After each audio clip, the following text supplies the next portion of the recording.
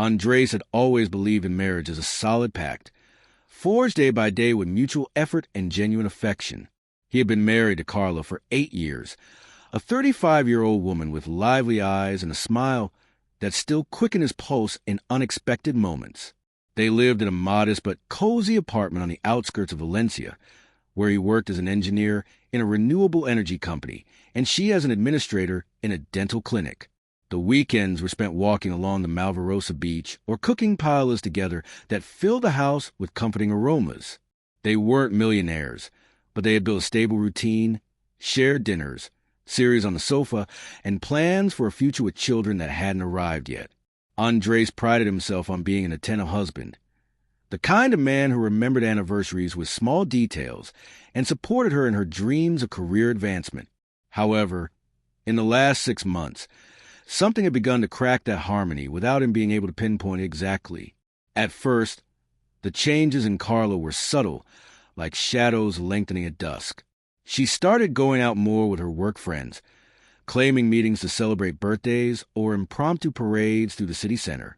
She came home late with her makeup slightly smudged and a vibrant energy that contrasted with her usual tiredness. Andres noticed how she checked her phone with a fleeting smile, typing quick replies every few minutes before placing it face down on the table. In intimacy, her passion had waned. Excuses of fatigue or headaches replaced the nights when they used to seek each other with urgency. He tried to reignite the spark with affectionate messages during the day or buy her favorite perfume, but she responded with distracted kisses and a tomorrow love. Andres wondered if it was work stress, the routine, or perhaps something in himself that had stopped igniting her as before. Still, he trusted their bond, reminding himself that marriages went through normal rough patches. The suspicions intensified one Friday afternoon, when Andres arrived home early from work and found the apartment in impeccable order, too perfect for an ordinary day. Carla had forgotten her phone on the kitchen counter while she showered, and the screen lit up with a notification.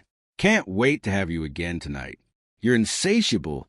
Read a message from an unknown number. Andres' heart skipped a beat.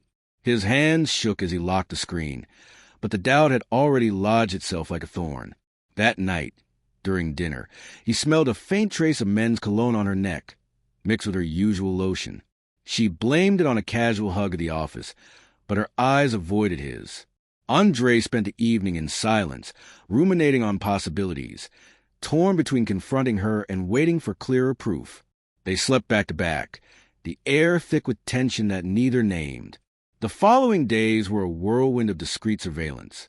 Andres discreetly checked the call history when she was asleep and found patterns of late-night conversations with that number, deleted messages, but not enough to hide fire and heart emojis hidden in archived chats. Carla had transformed. New provocative lingerie in the drawer. Gym 3 times a week, nails painted intense red. He saw her looking at herself in the mirror with renewed coquettishness, adjusting her neckline as if preparing for an invisible audience. He tried to talk once during a walk along the Turia. "Is there something you want to tell me, Carla? I feel distant lately." She laughed nervously, squeezing his hand. "You're paranoid? Honey, everything's fine."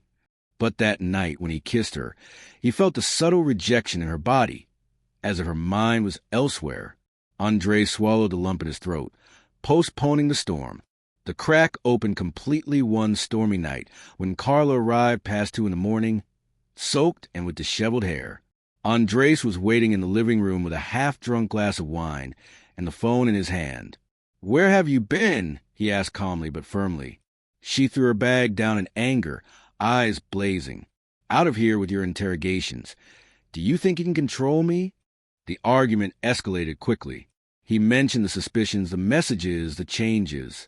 Carla, in a fit of fury, shouted, "Yes, I have a lover. His measures 20 centimeters. Yours not even half." The words hit like a punch, leaving Andres speechless with his face burning with humiliation. She regretted it instantly, covering her mouth, but the damage was done. She stormed out, slamming the bedroom door, leaving Andres alone in the darkness, processing betrayal that had just exploded in his face.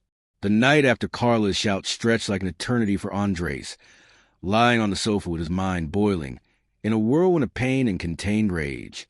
He didn't go into the bedroom. The echo of her obscene words resonated in every corner of the apartment, turning the shared space into hostile territory. He got up several times to drink water, passing the closed door where she sobbed intermittently. But he didn't give in to the impulse to comfort her. Instead, he mentally reviewed the signs he had ignored, the extra nights at the office, the muffled laughter on the phone, the decline in her physical interest. At dawn, with deep dark circles and an upset stomach, he made coffee just for himself and waited for her to come out. When she did, with a swollen face and hoarse voice, she murmured a sorry that sounded empty. Andres looked at her fixedly. "Who is he? How long?" She hesitated, but the truth poured out. His name was Victor, a salesman from the neighboring clinic, and they had been seeing each other for 3 months in discreet motels on the outskirts. Andres didn't explode. Instead, he asked to see the phone with an icy calm that disarmed her. Carla handed it over trembling, and there it all was. Messages loaded with hurtful promises, explicit photos that confirmed the cruel mockery about size. "Victor really measures 20 centimeters, not like your ridiculous little thing." One of the chats read, followed by laughing emojis and weekend plans. Andres felt nauseous reading it, but he methodically photographed the screens, saving evidence for what was to come. She was crying uncontrollably now, swearing it had been an impulsive mistake, that Victor meant nothing compared to their marriage. She tried to hug him, but he pulled away. "You humiliated me in my own home. It's not just infidelity, it's contempt." He spent the day alone while she went to work, pretending normality. He contacted a lawyer friend by video call, explaining the situation and requesting advice on separation of assets and express divorce. He didn't want dirty revenge, just clean justice and come out unscathed. In the afternoon, Andres checked the joint bank accounts on the app, recurrent transfers to a card of hers that Carla used for personal expenses, adding up to thousands of euros in dinners and hotels. He copied statements, noted dates that matched the messages. Carla returned exhausted, proposing couples therapy and a trip to reconnect, but had already packed a suitcase with the essentials. Clothes, documents, laptop. "I need space," he said, closing the door behind him as he headed to his brother's house on the outskirts. There, in the quiet of the guest room, he slept peacefully for the first time, dreaming not of revenge but freedom. The next day, while running in the nearby park, he received messages from her, pleas, promises to break up with Victor, even a photo of her on her knees asking for forgiveness. But Andres temporarily blocked the number, focusing on the next step, formally consulting the lawyer and notifying work about a possible temporary leave due to stress. The confrontation with Victor came by chance that same week. Andres stopped by the dental clinic to pick up joint insurance papers and saw him leaving, tall, confident, with the same cologne he had smelled on Carla. He didn't hesitate, approached him, and asked to talk in the nearby cafeteria. Victor, surprised and arrogant, admitted the affair. "She says she hasn't been happy with you for a long time. If you don't satisfy her, it's normal she looks for someone better." Andres smiled coldly, showing the screenshots. "Better in size, right? What a gentleman." Victor paled, stammering excuses, but Andres wasn't looking for a physical fight. He just warned him, "Don't come near her again or this goes to court with evidence." He returned to his brother's house strengthened, starting to look for a new rental on online portals. Carla was now bombarding him by email and WhatsApp from his brother's work. "You're destroying our life out of pride." He responded briefly. "You destroyed it first with lies and mockery." The weekend brought the first meeting with the lawyer, a seasoned professional who confirmed solid options: divorce for proven infidelity, equitable division of assets, and possible minimal compensatory pension given the brevity of the illicit relationship. Andres signed the initial papers, feeling the weight lift from his shoulders. He called his best friend to vent, who supported him unconditionally. "You did the right thing leaving. You deserve respect." While Carla escalated the drama, she visited his brother pretending concern, but was received coldly. Andres decided not to see her yet. He needed to process the grief without her manipulation. That night, alone with a beer in hand, he reflected on the good times, but the humiliation overshadowed them. Tomorrow, he would send the formal notification. The chapter of his marriage was over. Now the one of recovery began. The 3 weeks following Andres' ultimatum passed in a bureaucratic whirlwind that he handled with surgical precision, guided by the lawyer who became his indispensable ally. He sent the formal divorce notification by certified mail, citing proven infidelity with the screenshots and potential witnesses, which sped up the process without the need for contentious trial. Carla responded with a flood of emails and unexpected visits to his brother's house, alternating tearful pleas with accusations of coldness. "Victor was a mistake, but you are my life," she repeated, offering therapy, trips paid by her, even a renewed engagement ring. Andres listened from a distance, remembering every insult in the chats, every lonely night while she lay with another. Bank transfers separated the accounts. He claimed his exact half, without touching an extra euro, and the apartment stayed with her, since her name was the main one on the contract. Victor, for his part, disappeared from a map after the confrontation.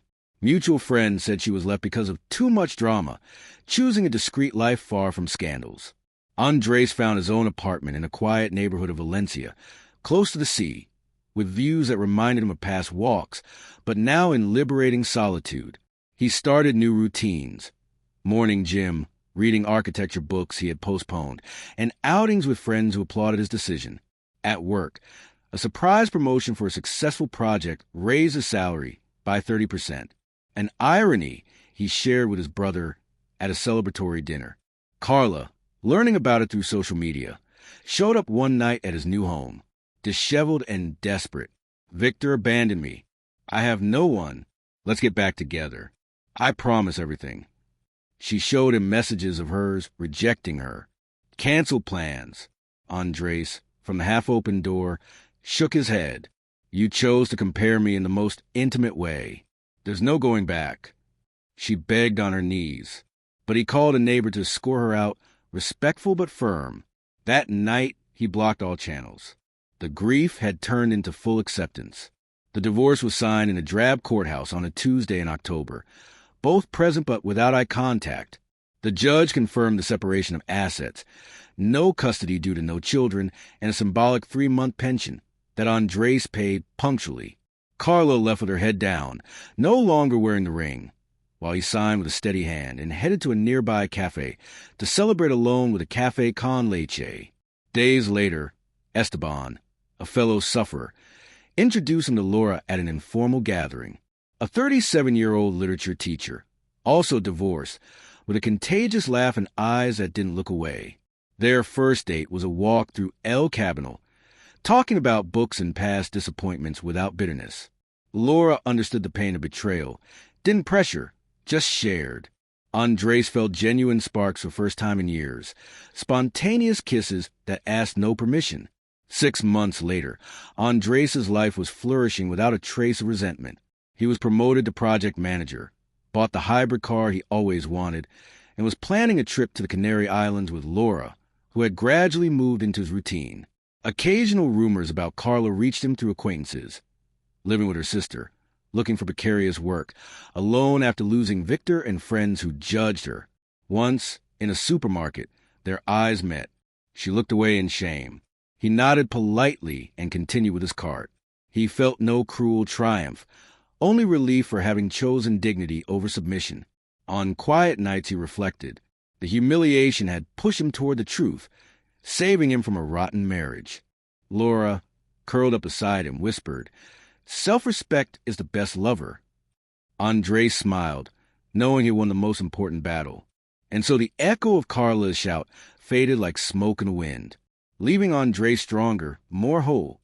He rebuilt his world on solid pillars: rising career, reciprocal love, and loyal friends. He never looked back. The future stretched out bright, full of possibilities that no insult could tarnish.